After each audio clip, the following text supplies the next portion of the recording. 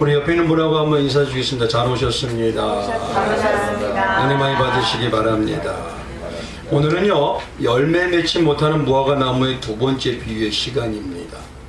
그래서 지난 시간에 우리가 이 비유가 무엇을 정말 예수님이 말씀하시는가라고 문맥을 통해서 이 비유를 말씀하신 이유를 찾아보니까 예수님께서 이 부분에 이 비유를 말씀하신 이유가요, 무엇이냐면 거듭남의 신앙과 관계가 가장 깊다는 거예요.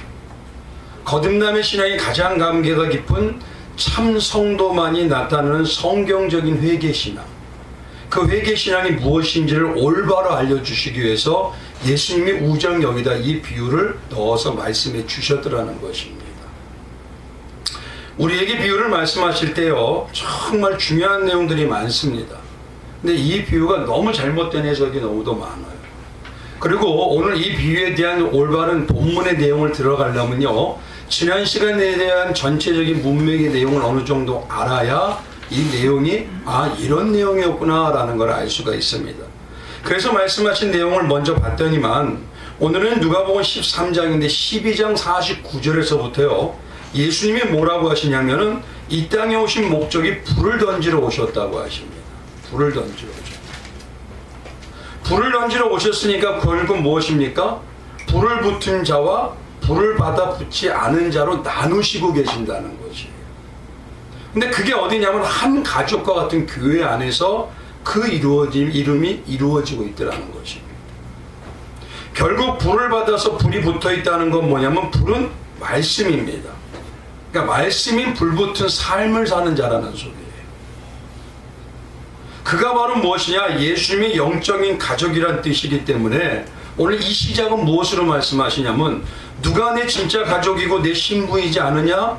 너희들은 이 말씀을 들어서 깨달아라 라고 말씀해 주시는 정말 중요한 핵심의 말씀입니다. 그만큼 우리는요, 거듭났다고 강조합니다. 근데 거듭났다는 증거가 뭐냐는 거예요. 그 증거가 없으면요, 내가 과연 하나님의 사람이요, 내가 과연 한국 사람이라는 증거가 있겠냐는 거예요. 가끔 보면요, 외국 사람 중에서 어떤 사람이 가장 가까운 게 중국하고 일본 사람입니다.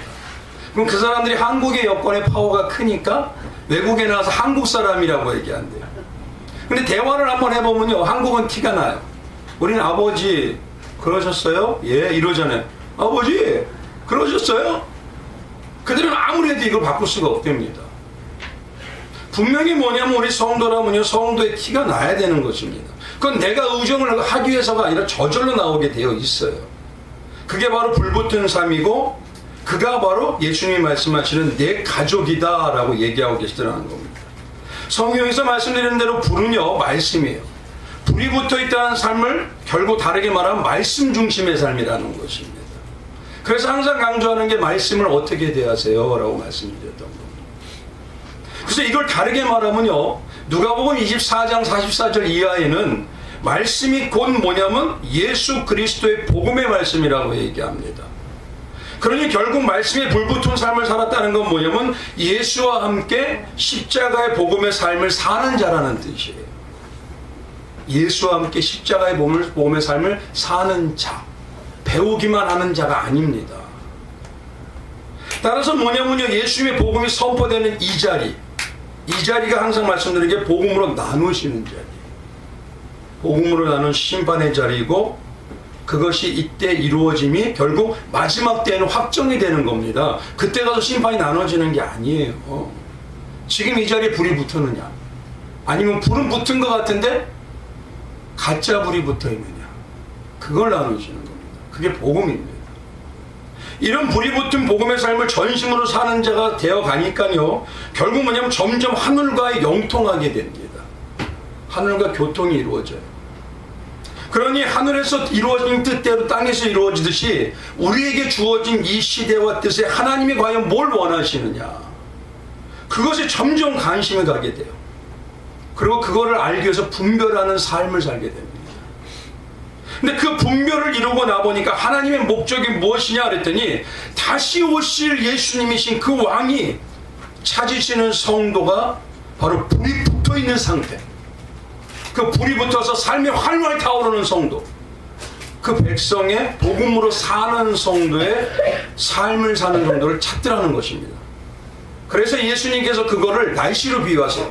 너희는 때를 알고 시기 알고 날씨도 분별하면서 왜 시대를 분별하지 못하느냐. 이 시대가 지금 언제인데. 정말 복음에 불붙은 성도가 어떤 회개의 신앙과 모습을 보여주는지 그러고 말씀하신 게 바로 12장 54절 이하의 말씀입니다. 그게 뭐냐면 이럽니다. 불붙은 성도는요, 어떤 자세로 사느냐? 우리의 죄성, 끝없는 죄성을 고발하신 그 고발한 예수님과 함께 의로우신 심판장이신 하나님, 그 백보자 심판에 가기 전에 교회 생활과 신앙 생활에서부터 예수님과 화해하려는 신앙의 삶의 자세를 보인다는 거지. 예수님과 화해하려는, 예수님을 이용하고 예수님과 원수되는 게 아니에요. 주님과 화해하려는지. 여기서 중요한 건요, 예수님을 고발자라고 하기에 그럼 이렇게 받아들여야 됩니다. 우리가 범죄한 자로서요, 정말 이제 끝장나게 생겼을 때 그 마음이 되셔야 돼요. 뭐 고발하니까 고발하겠지 뭐. 아닙니다. 그건 복음의 삶으로 정말 감격과 감동을 산다는 건 내가 조금 있으면 골반당해서 이제 죽게 생겼을 때 그 마음으로 이걸 해결하기 위해서 노력하는 마음이 돼야 된다는 거예요. 근데 너무 신앙이요 듬성듬성, 너무 대충대충이에요. 생명이라고 하면서. 성령 받은 성도는요, 위기를 느끼게 됩니다. 시대를 느끼게 돼요. 내가 지금 어떤 삶을 살아가는지 점점 느끼게 됩니다. 그러니까 막연할 수가 없어요. 근데 지금의 기독교를 보면 너무 막연, 너무 대충이에요. 성경으로 분별하기보다요, 사람들 가치관으로, 세상 가치관으로 그냥 이 정도면 되겠지 하고 여겨요. 그건 아닙니다. 그래서 고발자이신 예수님과 의로운 재판장이 하나님 앞에 가기 전에 교회 생활과 신앙 생활을 통해서 화해하는 자세를 된다는 게 첫 번째가 뭐냐? 예수님은 고발자이십니다. 그럼 쉽게 말하면 나의 죄를 고발해가지고 반드시 심판받게 해요. 그럼 어떤 마음이겠냐는 거예요. 먼저 아셔야 됩니다. 용서받는 거냐, 내가 심판받은 자를 전제하에서 용서가 나오는 거예요. 내가 죽을 자라는 전제하에서 나오는 게 용서입니다. 그럼 예수님은 뭘 고발할까요? 여전히 하나님 세상에 살 때도 나를 위해 살고, 여전히 교회 안에서도 예수를 위해서 사는 게 아니라 나를 살기 위해서 사는 언수 같은 나만을 높이고 나를 채우기 위해서 예수님까지도 이양하는 여전히 죄성의 그 절절함에서 해결 안 되는 나의 실체, 그거를 예수님이 고발하시는 거예요. 그럼 고발하는 자에게서 나오는 진짜 고백이 바울처럼 주님, 내가 죄인 중에 괴수입니다, 이 고발이 나와요. 그런 죄의식의 절절한 게 깊어진다는 겁니다. 그게 고발한 예수님과 같이 화해한다는 모습이에요. 화해한다는 단어는 두 번째 뭐냐면요, 이 단어가 원어로는요, 가장 가까운 게 성경의 화목입니다. 근데 화목을 누구하고 화목하라고 하시죠? 너희는 하나님과 화목하라. 화목한다는 결국은 뭐예요? 하나님과 너희 지금 원수처럼 살아. 하나님 이용해. 그게 죄성인 겁니다.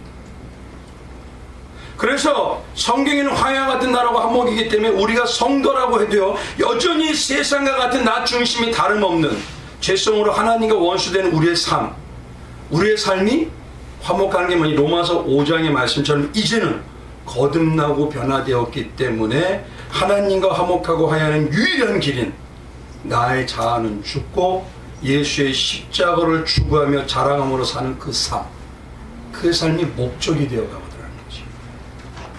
그게 화해하는 거예요. 그런 자가 진짜 권세와 능력을 받아서요, 불붙은 뜨거운 복음의 삶을 살아서 믿음의 선진들의 모습과 같은 증거가 나오는 거예요. 그 자가 바로 예수님 때문에 예수님의 가족이 되고 장성에 가는 신부가 되고 거듭난 하나님의 마음을 시원하게 해드리는 회개신앙이 된 자입니다.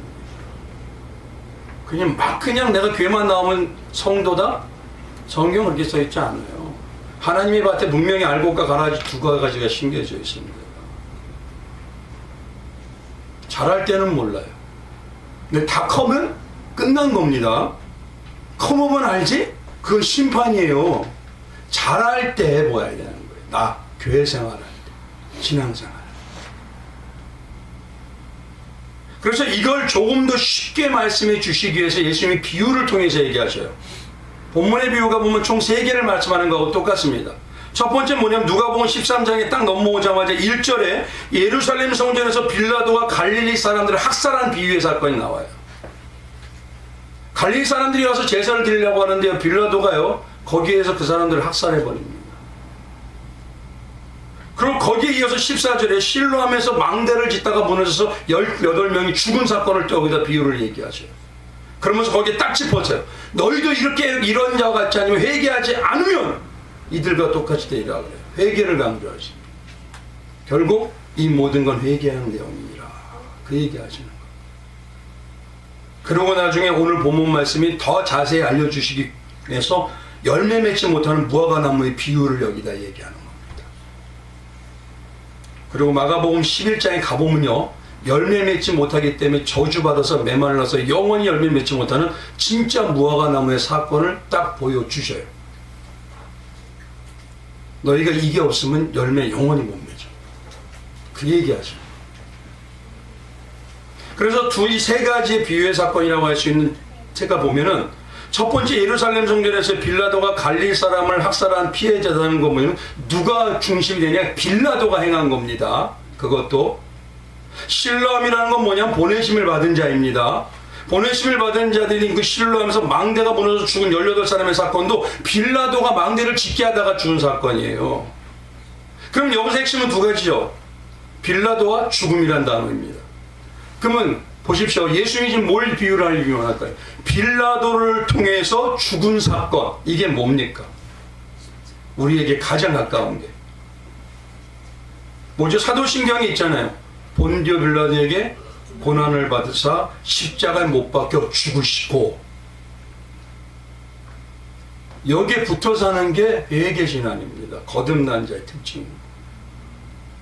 근데 거듭났다고 하면서 나의 주소는 어디가 바뀌었냐면 땅에서 하늘로 바뀌어요. 하늘의 왕은 누구십니까?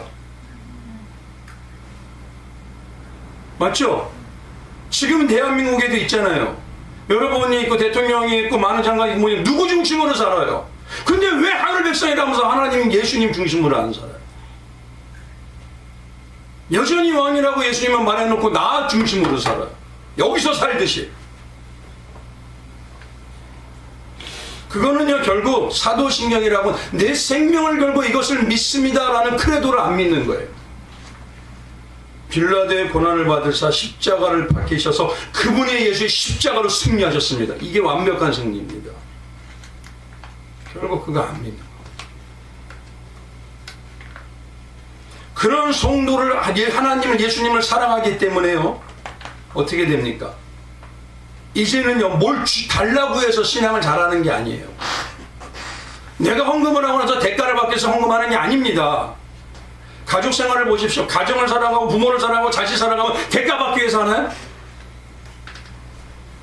이제는 그게 아니에요.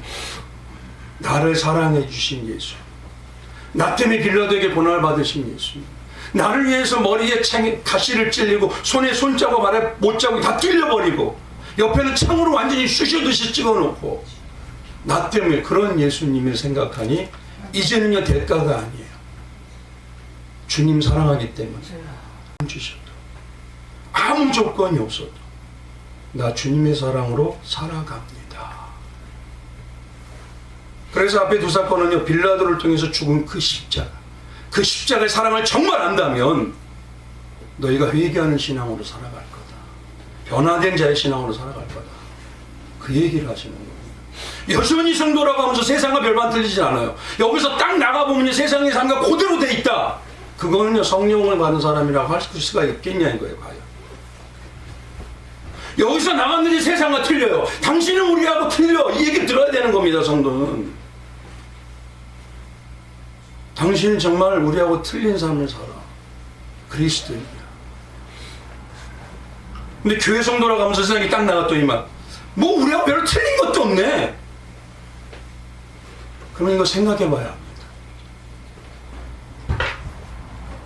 그리고 마지막에 얘기한 게 바로 열매 맺지 못하는 비유의 실체인 마가복음 11장에 열매 맺지 못해서 저주받은 그 무화과나무 사건을 여기다 딱 놓은 거예요. 예수님이요, 마가복음 11장에 가보면요, 열매를 맺지 못해도 졌다고 저주하실 때 거기에 뭐라고 써 있냐면요, 무화과의 때가 아님이라고 써 있습니다. 무화과의 때가 아닌데 예수님이 저주한 거예요. 아니, 예수님이 때를 모를까요? 거기서 태어나고 자라고 지금까지 사셨는데?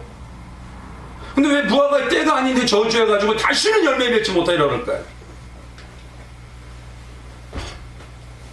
결국 이 말은 뭐냐면 예수님께서 제자들에게 무엇을 깨닫게 하기 위해서 해주신 말씀입니다. 무화과에는 두 가지 열매가 있습니다. 총 열매가 5번 맺혀요. 근데 첫 번째 열매가 뭐냐면 파괴라고 해요. 이건 처음 열매인데 먹지는 못하지만요, 문제는 이 파괴가 반드시 있지 않으면 뒤에 4번 따라오는 테나라고 하는 열매가 맺어지질 않아요. 그래서 파괴를 일명 첫 열매라고 그래요. 신앙 안에서 첫 열매가 누구입니까? 다 알고 계시죠. 이 열매가 내 안에 뿌리가 내려 있지 않으면 신앙 안에서 능력과 권세는 다 접어버리세요. 그냥 예수님이 내가 되고 내가 예수님이 되는 그 파괴 열매가 없으면 나머지 테나 열매는 다 포기하세요. 다른 종교처럼은 살아갈 수 있어요. 그러나 그리스도다운 놀라운 삶을 살 수가 없습니다. 그래서 이야기를 여기다 붙여놓으신 거예요. 너희에게 지금 마지막 때 주님이 찾을 때, 이 마가복음 11장은 언제 얘기냐면요, 종려 나무를 흔드는 때 있죠. 그때 왕으로 입상하잖아요. 이제 왕으로 오실 분이 누구입니까? 다시 오실 주님입니다. 그 주님이 찾으실 때 뭐냐? 너희 안에 지금 살아있는 파괴 신앙이 있느냐 이거예요.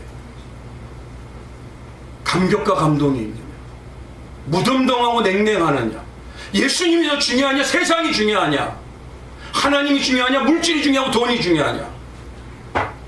이거 분명히 분별하십니다. 근데 그때는 끝난 거예요. 지금 분별하지. 복음을 전하는 이 자리, 내가 대가신앙이고 거래신앙인지, 내가 아무 조건 없어도 나는 아무것도 안 주셔도 사랑하는 신앙인지. 성경에는 뭐라고 하냐? 너희가 서로 사랑하면 내 제자라고. 너희가 정말 나를 사랑한다면 말씀을 따라간다. 오늘 나는 그게 어떤 것인지 이거를 숙지하시고 오늘 본문의 내용을 들어야 이 내용이 지금까지 우리가 얼마나 잘못 알고 있었는지 알 수 있어요. 이제 오늘 본문으로 들어가면요, 먼저요, 오늘 본문의 이 비유에서 가장 문제점이 뭐냐면요, 이 비유를 예전에 저는 어떻게 많이 들었냐면 이렇게 들었어요. 무화과나무에 잘못된 모습이 있었습니다. 자기가 열매 맺는 존재라는 목적을 잃어버렸습니다. 무화과나무 끄떡여지죠.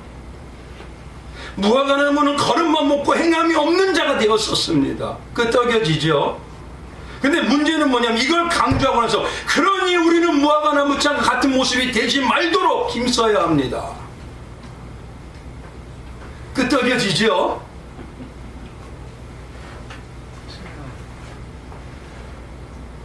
물론요, 신앙생활은 힘쓰게 합니다.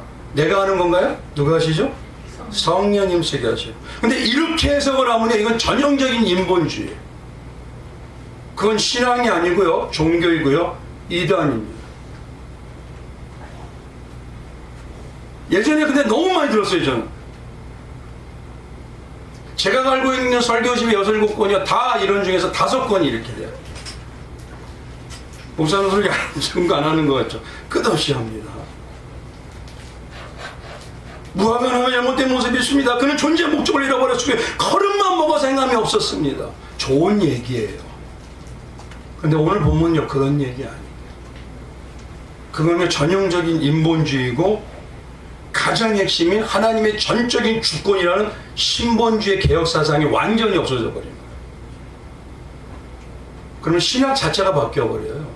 근데 그게 뭔지를 모르고 아멘 아멘 합니다. 항상 말씀드리지만요, 성경이 말하는 인간은 분명히 이거 잊지 마세요, 제발. 선한 것이 절대 나올 수 없는 완전한 죄인이에요. 요만한 죄도 다 죄고, 이만한 죄도 다 죄고, 이만한 죄도 다 죄예요. 어디요? 아담으로 지어버리는 원죄입니다. 죄 아니에요? 근데 교회 안에서 난 요만큼 져서 죄가 아니야. 근데 그런 의인의식이요, 교회 안에 팽배해야죠.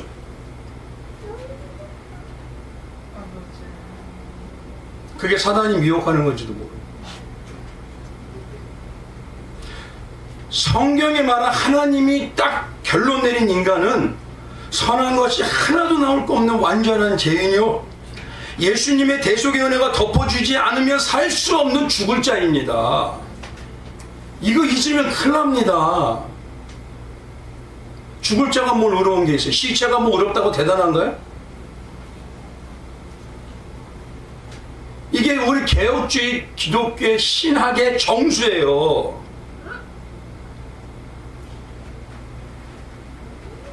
그래서 로마서 7장에는 뭐라고 하냐면요, 성도라고 해도 본질은 여전히 죄인이기 때문에 나오는 것은 항상 죄뿐이니 그래요. 하나도 나올 게 없느니라. 요거서 3장에도 뭐 있죠? 의인은 없나니? 근데 왜 자꾸 내가 의인이지 조금 잘나? 성경 안 묵상하는 겁니다.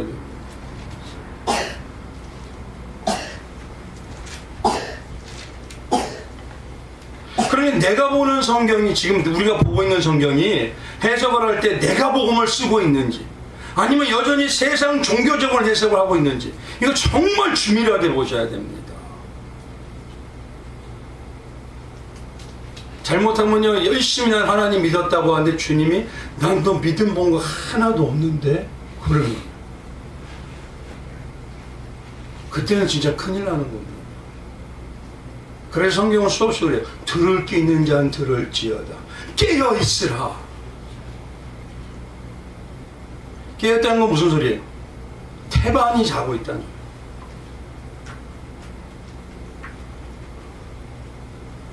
그러면 이제 본문으로 들어가면 이런 주의를 가지고 본문 들어가세요. 앞부분에 이걸 숙지하셔야 돼요. 다음 전 시간에 꼭 들으셔야 됩니다. 오늘 본문의 마음에 가령 이 말씀 통해서 우리에게 뭘 말씀하시는지. 근데 오늘 비유에서요, 제일 먼저 시작이 뭐냐면 주인은 이상한 행동으로 시작합니다. 좀 이상해요. 왜냐하면 한 사람이 무화과 나무를 어디에 심었다고 하죠? 1절에, 한 6절에 한번 가보십시오. 뭐라고 심었다고 하죠? 이에 비유로 마실 때 한 사람이 어디에? 포도원에. 그럼 왜 포도원에 무화과 나무를 심었을까요? 우리 한번 그림 보여주세요. 보통 유대인의 농부들은요, 절대 포도원에 무화과 나무를 심지 않습니다. 이건 이게 무화과 나무예요. 이게 포도원이에요. 첫 번째는요, 모든 포도는 열매 맺는 이걸 다 잡아먹어요. 근데 왜 이걸 심지 않느냐면 이스라엘에는요, 무화과 나무는 번식력이 매우 강한 식물입니다. 근데 어디에다 심어놔도 저걸 계속 자라요. 저렇게 어디 심어놔도 가만히 냅둬도 열매 맺어져요. 근데 왜 포도원에다 심죠? 근데 여기서요, 무화과 나무를 포도원에 심었다는 것이 이해도 안 가는데, 유대인들 입장에선 이게 도저히 이해가 안 가는 이야기예요. 근데 그뿐만 아니라 더 나가서 포도원 지기가 두루 파고 물을 주고 거름을 주고 정성을 다해. 아니 가만히 냅둬도 자라는데 이게 이해가 되세요? 농사하는 사람한테 이 얘기하면 미친놈이라 그럴 거야 아마. 그냥 미친놈 그래요 저건. 근데 그것뿐만이 아니라 내용을 잘 보면요, 더 나아가 주인이 3년을 심었대요. 근데 열매가 있었어요 없었어요? 구하지 못했죠. 좀 이상한 거 아니에요? 얻지 못했는데도 또 심어요.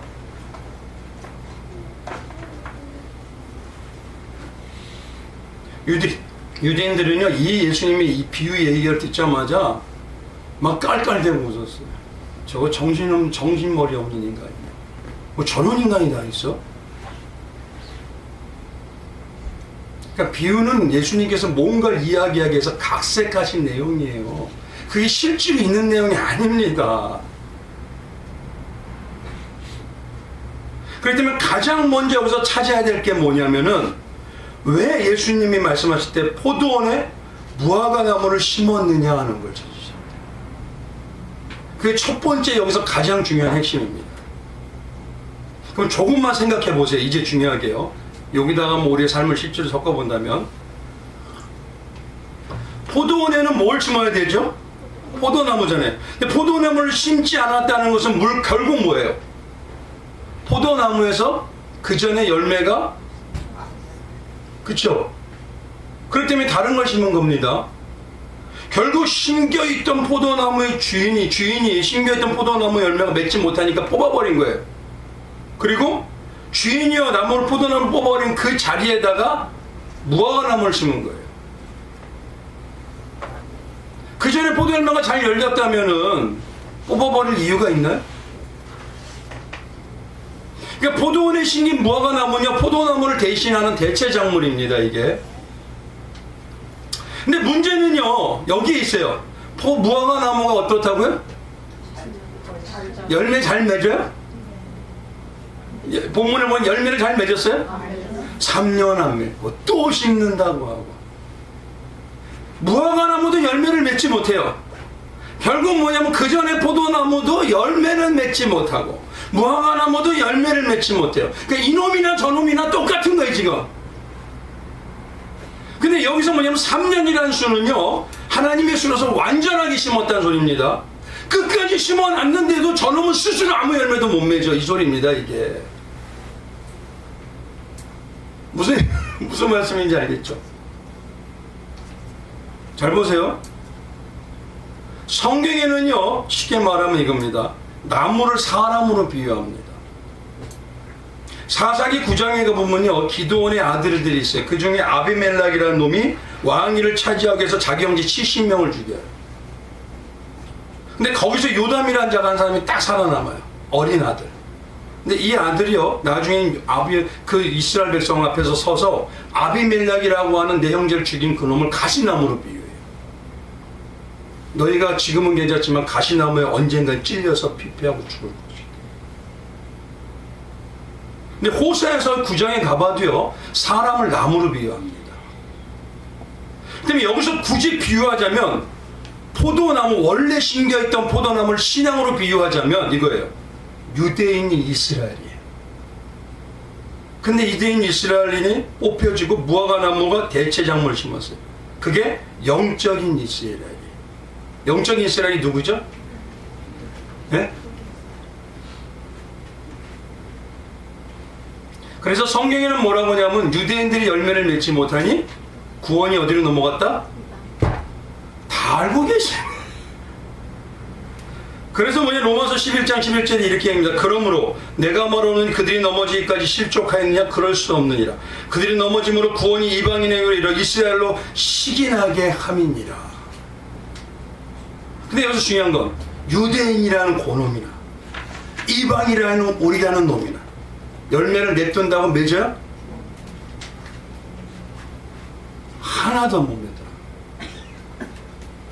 유대인이 율법주의로 인본주의로 자기 살아서 자기 의로움을 나타내더나 예수님을 알아서 개혁주의 신앙을 가지고 있는 교회라나 똑같이 다 자기 자신을 위해서만 살더라는 거예요.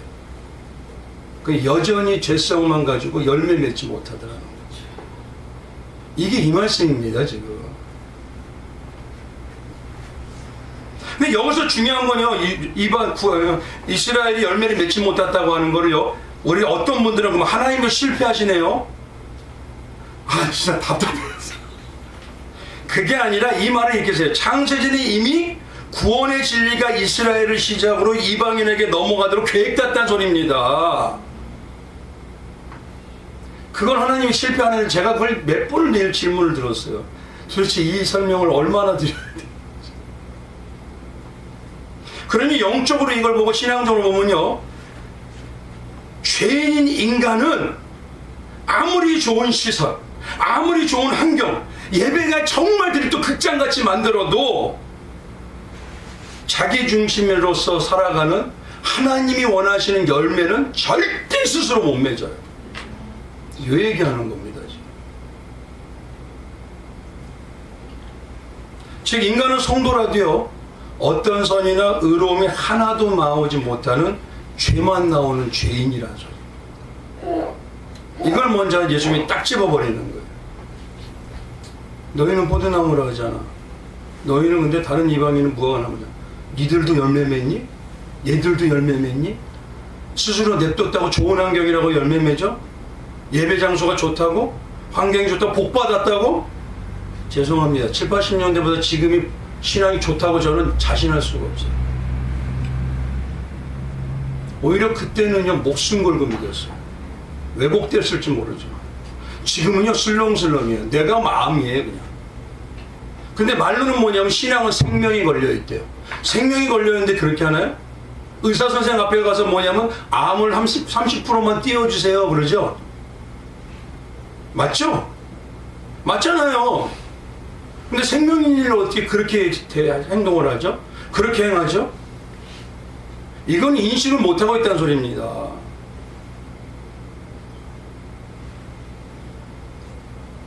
근데 성경에서 나오는 이 말씀은 뭐냐면 세상이라도 성경에서 로마서에 가보면 너희는 세상에서 하나님과 원수가 되고 살았대요. 근데 바울이 뒤에 가서 뭐라 하는지 알아? 너희는 여전히 하나님과 원수로 살아가고 있구나. 겉보기는 그럴듯해 보여요. 인간은요 근데 자기 중심과 자기 우상화를 여기는 죄인의 정체성은 절대 못 버립니다. 근데 우리의 신앙의 내용면을 보면요 이겁니다. 우리의 신앙의 내용을 보면은 때로는 하나님께서 우리 안에 믿음과 신앙의 모습을 통해서요 하나님의 마음도 바꿔주시고 기도도 하게 하여 주시고 믿음의 능력도 나타나게 하시는 그런 놀라운 전능하심을 보이기도 해요. 근데 주로 하나님이 우리를 보여주시는 건 뭐냐면 우리가 얼마나 우리만을 위해서 하나님도 이용하는 존재인지 나만을 끝없이 위해서 사는 존재인지 우리 죄인의 실체성을 더 많이 보게 하셔요. 한번 보십시오. 아무리 좋아도 우리는 여전히 안 그런가요? 하나님 뜻대로 하세요. 하나님 기도해서 내 뜻 관철시키려고 하세요.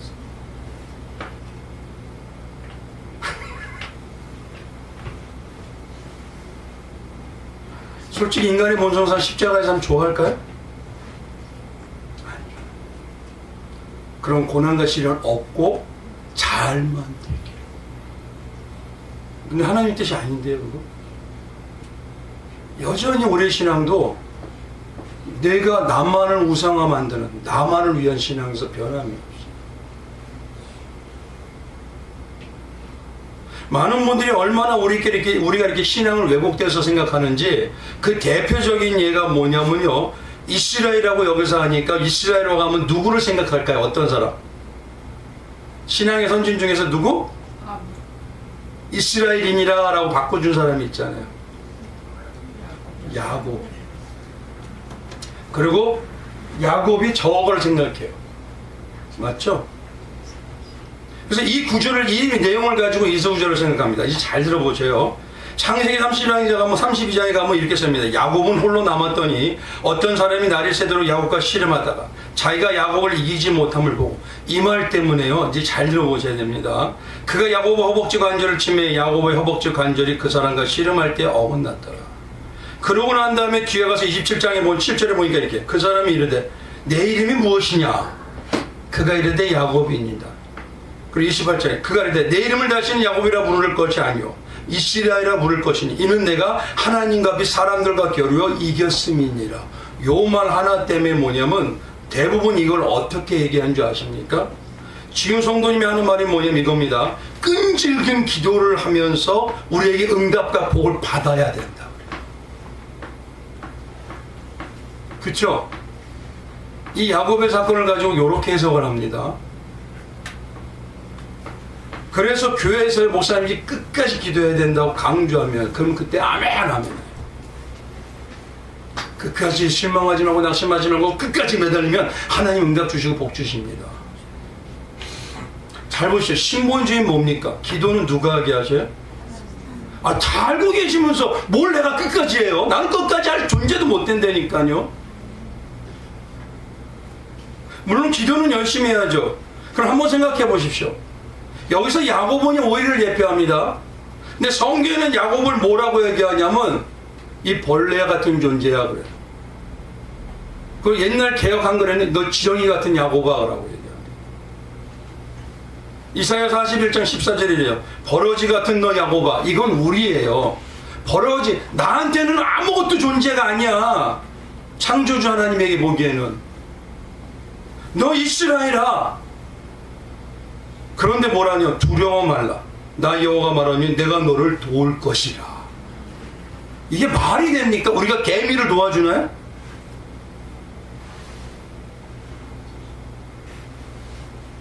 내 실체가 어떤지를 알면요, 이 하나님이 주신 은혜는, 살려주신 아들이 왔다는 은혜는요, 이게 상상이 안 되는 은혜입니다.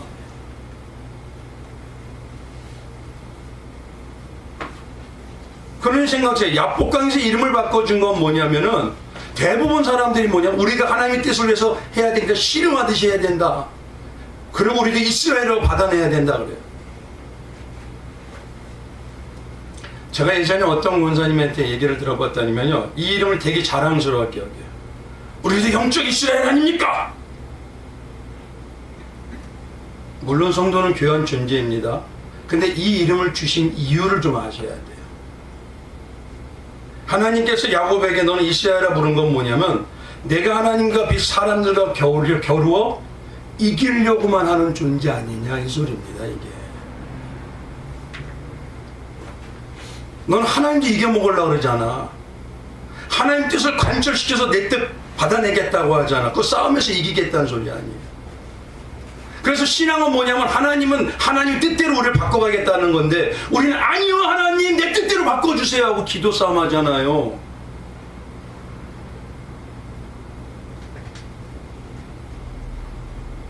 그거를 잊지 말라는 거예요. 쉽게 말하면, 야고보아, 성도야, 너는 모든 것을 아시고 가장 좋은 거로 주신다는 하나님의 뜻대로 살기보다 하나님의 뜻까지 바꿔내겠다고 씨름하듯이 너 뜻대로 살게 해달라는 죄인 아니냐. 그거 잊지 마. 그래서 이름을 이스라엘로 바꿔준 겁니다. 성도란 이름 속에는 뭐가 있냐면요, 여전히 하나님의 뜻을 쫓아간다는 그 의미지만 내 뜻대로 살고 싶어하는 욕망이 있다는 의미가 들어가 있는 거예요. 근데 성도는 그 안에 하나님이 내 뜻대로 반드시 바꿔낼 거야, 이 소리가 들어가 있는 겁니다.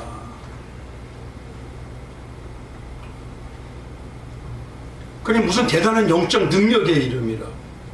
물론 성도란 이름은 귀합니다. 그러나 중요한 건 거기 의미를 알아요. 우리는 이렇게 왜곡돼서 알고 있어요. 계속. 우리가 얼마나 정말 나만을 위해서 이용하는 왜곡된 죄인의 모습이 많은지요. 가장 교리적인 로마서 3장에 가보면 아예 절절하게 하나님이 써놓으셨어요. 여기다가 우리 실체가 어떤지를. 9절부터 그러면 어떠하냐? 우리는 나오냐? 결코 아니라. 유대인이나 헬라인이나 다 죄 아래 있다고 우리가 이미 선언하였느니라. 다 죄 아래 있어. 그리고 하는 말 여기다 써있죠. 기록된 바 의인은 없나니? 하나도 없다. 깨닫는 자도 없고 하나님을 찾는 자도 없고. 이거 하나님이 얘기해 주시는 거예요. 우리의 실체가 이렇다는 겁니다. 다 치우쳐 함께 무익하게 되고 선을 행하는 자도 없나니 하나도 없도다. 그들의 먹고 먹은 열린 무덤이요 그 여론은 속임을 일삼으며 그 입술에는 독사의 독이 있고 그 입에는 저주와 악독이 가득하고. 지금도 그렇잖아요. 시기와 판단과 정쟁과 교회가 얼마나 많아요. 그 발은 피 흘리는데 빠른지라 파멸과 고생이 그 길에 있어 한강의 길을 알지 못하였고 그들의 눈앞에 하나님이 있어도 두려워함이 없느니라. 예수님 살아계세요? 안 살아계세요? 진짜 살아계셔요? 놀라운 사실인데 이거? 살아서 어디 계세요? 그리고 살아서 어디 계세요? 이 모든 공간에 계세요. 여기도 계세요. 여기도 계세요. 여기도 계세요. 집에도 계세요. 물론 죄인이기 때문에 죄성 버릴 수는 없어요. 그러나 성도가 하나 차이가 뭐냐? 하나님 그때부터 인식해요. 그래서 항상 기도할 때 뭐죠? 주님이 호주되어 주셔서 감사해요. 정말 인식하세요? 그럼 누구 보고 사세요? 내 집에 있는 예수님 보고 사세요? 나와 동행하는 예수님 보고 사세요? 이 훈련하는 게 성도라니까요. 근데 여전히 훈련을 안 하려고 나는 영광의 영적인 이스라엘 아닙니까? 이러고 그러시더라고요. 그래서 내가 말은 못했어요. 저 소망을 또 깨버리면 또 얼마나 더 반발이 나오실 것 같아가지고. 그러니 성경에서요, 포도나무와 무화과나무를 강조하는 건 뭐냐면, 우리가 성도라도 거룩한 존재라고 다 존재이라는 건 맞지만, 이 안에서 나는 조금 더 괜찮은 성도야. 나는 그래도 조금 더 나은 죄인이야. 이런 이상한 착각하지 말라는 겁니다. 유대인이나 너희나 별반 틀린 거 없어. 은혜가 아니면 살 수 없는 존재야. 결국 그 뿌리는 다 아담이 불순종으로 인한 멸망을 타락할 죄이지. 그래서 예수님께서 오늘 이야기를, 그런 우리의 이야기를 어떻게 하신다는 걸 먼저 예언하셨어요. 이사야서 5장에. 그래서 많이 알고 있는 거예요. 보세요. 우리가 뭐냐면 이런 식이라는 겁니다. 나는 내가 사랑하는 자를 위하여 노래하되 내가 사랑하는 자의 포도원을 노래하리라. 내가 사랑하는 자에게 포도원이 있으며 심히 기름진 사내로다. 땅을 파서 돌을 제하고 극산품 포도나무를 심었도다. 그 중에 망대를 세우고 또 그 안에 술토를 팠도다. 좋은 포도 몇 개를 바랬더니 뭘 잘 피웠다?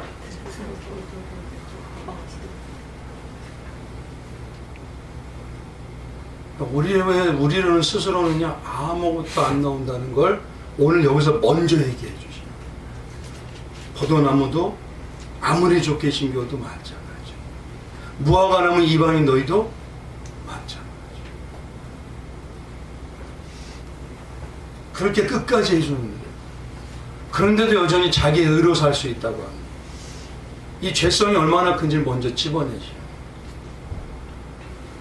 그래서 먼저 성도들이 알아야 될 게, 나에겐 의로운 것이 하나도 나올 게 없구나.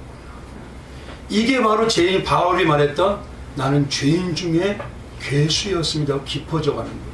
근데 신앙이 이상하게 점점 의로운 자가 돼요, 자기가. 그건 지금 미혹받고 있다는 게 위기감이 느껴야 됩니다. 그걸 먼저 얘기하신 게 오늘 비유의 첫 번째 의미예요.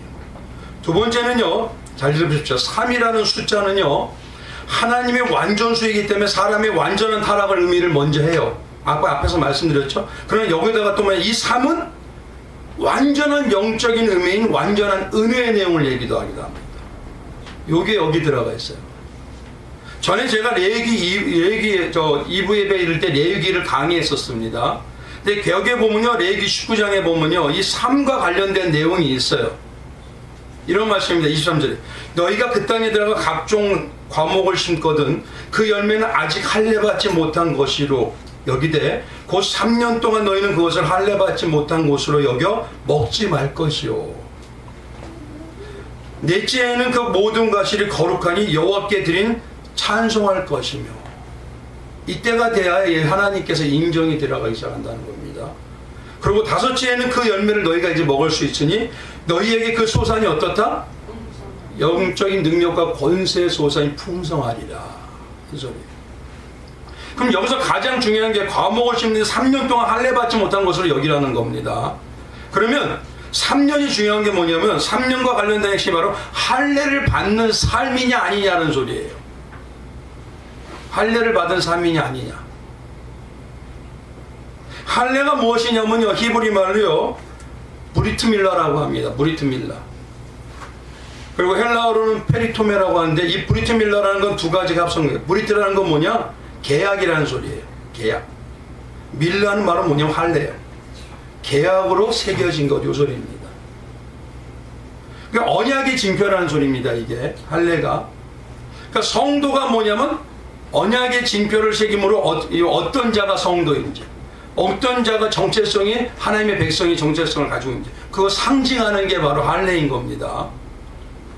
근데 이 할례를 신약에서는요, 어디다 새기라고 하냐면 로마서 2장에 가보면요, 29절에 오직 이면적 유대인이요, 할례는 어디에?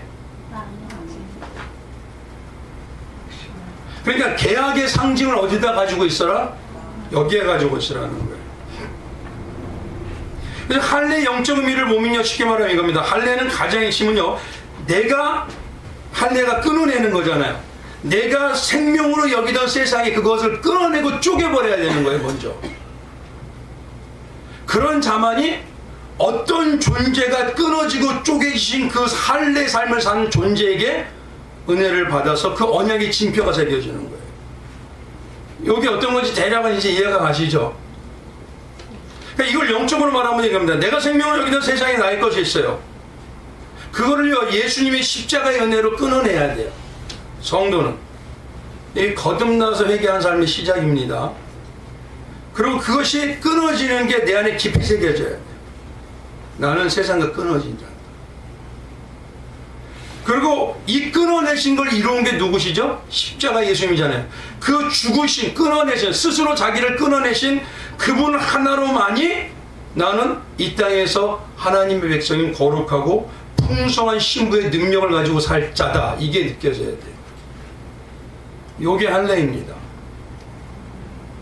그래서 이 할례가 과연 무슨 뜻인가를 찾아보니까 할례가 17절에 가보면, 창세기 17장에 가보면 이렇게 얘기하신 걸, 이걸 잘 연관성을 보셔야 됩니다. 창세기 17장에 가보면요, 1절에 아브라함이 99세 때에 여호와께서 아브라함에게 나타나서 그에게 이르되 나는 전능한 하나님이라 너는 내 앞에서 행하여 완전하라 그래요. 어떻게 완전해야 돼요, 이걸요? 그런데 그 뒤에 뭐냐면 내가 내 언약을 나와 너 사이에 두어 너를 크게 번성하게 하리라 하시니, 쉽게 뭐냐면 너는 언약으로 완전하게 행하라는 소리입니다. 이게 언약으로. 근데 이 언약을 완전하게 행하게 하는 아브라함을요, 그리고 하나님이 이름을 바꿔주셔요. 아브라함으로. 그러면서 그 방법을 9절에 얘기를 해요. 그 언약으로 완전하게 하는 거를 9절에 가서 얘기합니다. 하나님이 또 아브라함에게 이르시되, 그 말을 연결해서 하시는 겁니다. 지금 내 언약을 지키고 내 후손도 대대로 지키라. 내가 언약을 완전해져라, 이 소리입니다. 이게. 근데 그게 어떤 방법이냐? 너희 남자는 다 뭐하를 받으라? 네. 언약으로 완전하게 지키는 게 할례를 받는 거예요. 그래서 이 할례를 받게 되는 그 시작, 이 할례를 받게 되는 언약이 어디서부터 이루어졌나 찾아보니까 창세기 15장에 가니까 이 내용이 나와요. 창세기 15장에 가니까 하나님께서 아브라함에게 제사를 드리라 그래요. 근데 제사를 통해서 언약을 맺겠다는 겁니다. 근데 언약을 맺겠다고 제사를 드리는데 아브라함은 어떻게 되냐? 거기서 깊은 잠에 빠져요. 제사를 드리다가. 근데 그래서 아브라함은 제사를 못 드립니다. 드릴 수도 없어요, 존재가. 근데 하나님께서 횃불이 되셔가지고 그 쪼개놓은 사이에 스스로 홀로 지나가져요. 그건 뭐냐? 내가 지켜내겠다는 겁니다. 근데 어디 사이를 지나가요? 쪼개낸 재물. 우리가 예수님이 어떻다 했죠? 화목의 재물 되어서 우리를 하나님과 화목하게 하죠. 전 시간에 말씀드린 대로 불은 무엇입니까? 말씀이죠. 여기서 말하는 3년 할례라는 의미는요, 우리 때문에 자기 몸을 스스로 쪼개시고 죽으셔서 죽음의 대속을 전가시켜 주신 그 십자가 예수님이 하나 되는 기간이 3년이에요. 성도에게 가장 먼저 해야 될 게 뭐냐면 내 가치관 바꾸고 예수님의 가치관으로 바꾸는 시간이 있어야 됩니다. 가치관을 바뀌지 않고 교회만 나오면 나는 성도야. 여전히 욕망으로 살면서. 그건 아닙니다. 성도이긴 하지만 아직 너무 어려요. 즉 바울이 말한 대로 뭐냐면 내 자아는 십자가에 올라가 내려놓는 시간이 있어야 돼요. 난 죽어가는 시간. 그리고 예수님의 십자가의 생명만이 나에게 전부다라는 이 고백이 나오는 그 시간, 그 시간이 바로 3년이라는 의미라니까 완전하게 있어야 돼요. 그게 은혜 신앙이고 은혜 중심이고 예수 중심이고 십자가 중심이 될 때까지. 이걸 저는 이렇게 말씀드렸죠. 성경의 전체가 무엇을 보이기까지? 예수 그리스도의 십자가의 말씀으로 보일 때까지.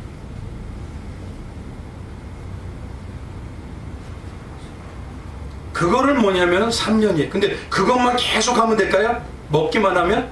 아니죠. 먹으면서 뭐냐면 하나님 앞에서 살아가야 되는 삶. 그게 바로 뭐냐면 3년 동안 할례 받는 삶이 되는 거예요.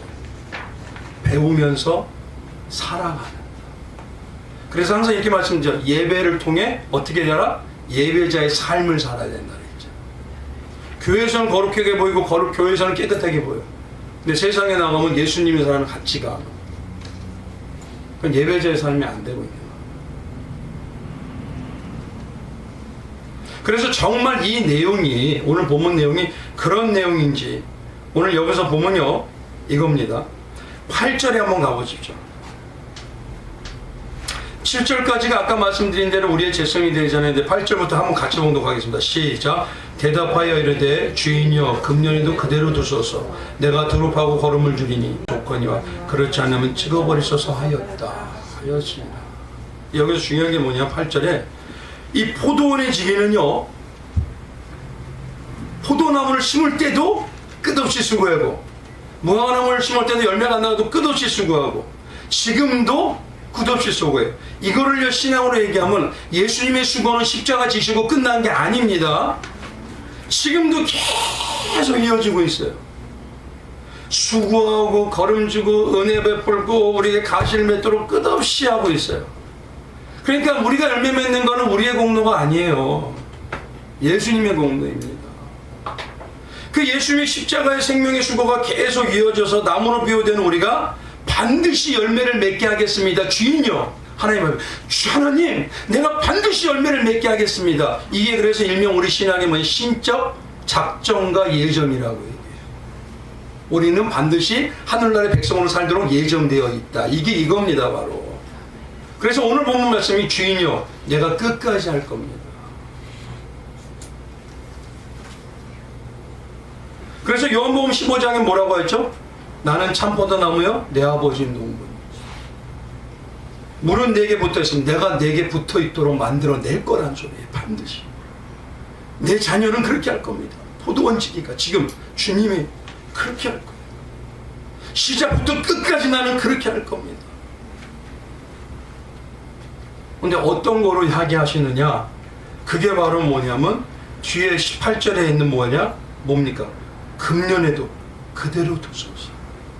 내가 두릅하고 걸음을 주니. 여기서 걸음이라는 이 말은요, 코프리아라고 해요.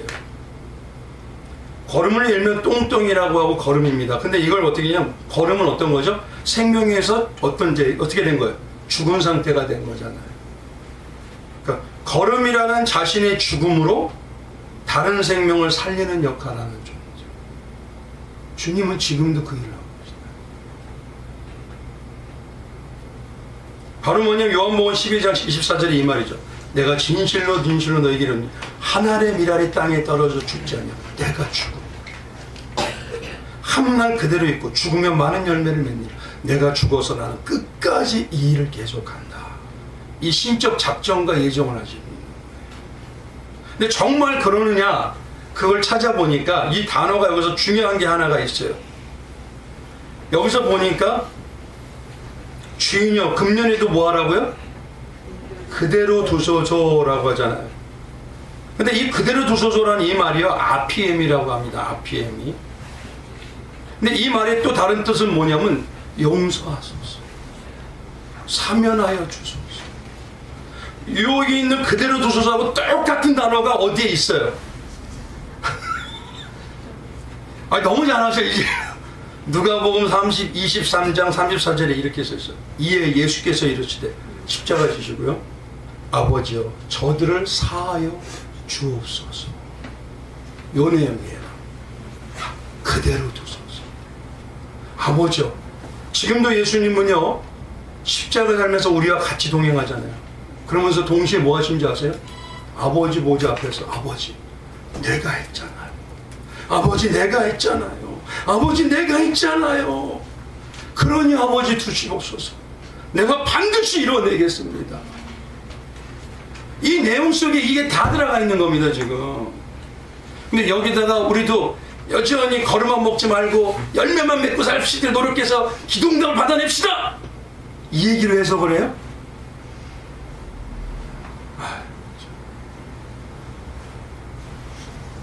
그러니까 주님은요 십자가 지시면 끝난 게 아니라 다시 부활하셔서 영원히 주님의 은혜 공급을 받으면서 뜨거운 복음의 은혜로만 사는 자, 그 감격과 감동으로 사는 성도가 되도록 하나님 앞에서 작정하셨다는 거예요. 그리고 그 일을 반드시 일어난다는 예정하신다는 겁니다. 이게 기독교 교리의 핵심입니다. 근데 문제는요, 이제 이런 거예요. 지금 이렇게 우리가 복음을 들었을 때 어떠십니까? 이제 나를 진단해야 되잖아요.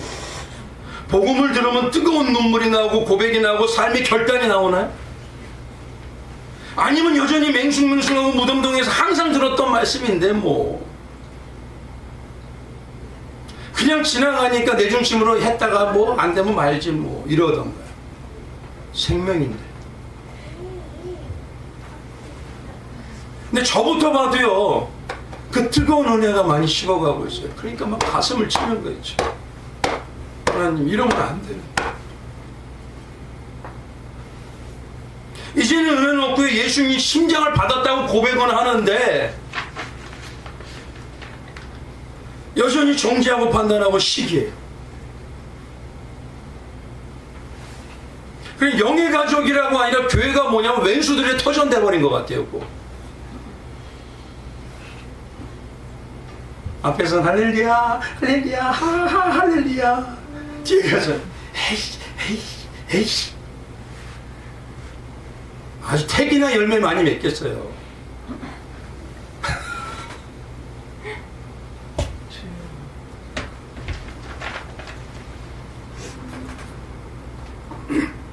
그러니 이런 사실 때문에요, 예수 바울이 두 가지를 또 얘기합니다. 빌립보서 3장 18절에 내가 여러 번 너에게 말할 거냐, 이제는 눈물을 흘리며 말하는 여러 사람이 그리스도의 십자가를 원수로 행하느니라. 근데 우리의 이런 모습 여전히 뭐냐면 하나님의 결단보다는요 여전히 판단식이 형제, 그런 모습을 가지고 뭐냐면 히브리서 6장 6절에 이렇게 해요. 타락한 자들은, 이거 성도에게 하는 겁니다. 그 보험 반드시 있다는 소리예요. 뭐냐? 다시 새롭게 회개하게 할 수 없나. 이는 그들이 하나님의 아들을 다시 뭐할까? 십자가에 또 받고 있더라는 거예요. 내 부모를 내가 못 받고 있다고 생각해보세요. 죽어! 하겠어요? 내 자식을 내가 못 받고 있다고 생각해보세요. 하겠냐고요. 근데 우리는요, 부모 예수님이 내 가족이요, 신랑이요, 내 남편이요, 내 형제라고 얘기하면서 지금도 꽝꽝꽝꽝 떼들어 받고 있어요, 지금. 그러니 난 이 정도면 잘하겠지, 이 정도면 괜찮겠지 하는 그런 착각하시면 안 됩니다. 그게 영적으로 가장 미련하고요, 어떤 면에서 악으로 빨리 달려가는 예수님의 마음을 찢어내는 악한 폐악의 행위예요.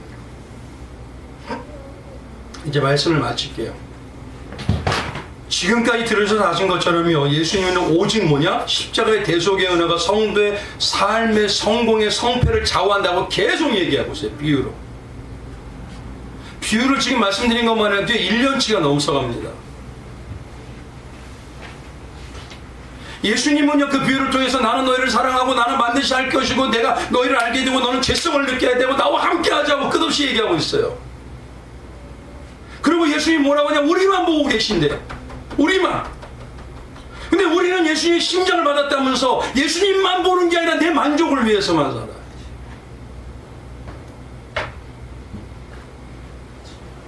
여전히 나 채우기 바빠요. 영적으로 나 치장하기 바빠요. 그 오랜 세월 주님과 신앙생활 했다면서, 사랑한다고 하면서 아무 조건 없이 아무것도 안 주셔도 나 주님 사랑합니다 하는 장성한 신앙은 언제부터가 없어져 버렸어요. 그러니 분별하셔야 되는 거예요.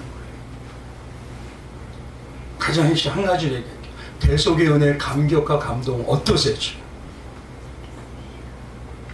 나만 사랑해서 바라보고 나만 사랑해서 죽으셨는데 나는 그 심장을 받은 자인데 어떠시냐? 여전히 보여주기 바쁜가요? 여전히 다른 사람한테 보여주기만 정신없나요? 진짜 예수의 은혜만을 채워주고 그 예수님과 하나 된 성도는요, 성경에 나오죠. 바울처럼, 요셉처럼, 다윗처럼요, 고난인 것 같으나 하나님과 하늘과 연결되니 결국 형통의 역사로 넘어갑니다. 우리 그런 신앙의 성도님들 되시길 주님의 이름으로 축원드리겠습니다. 우리 한번 기도하겠습니다.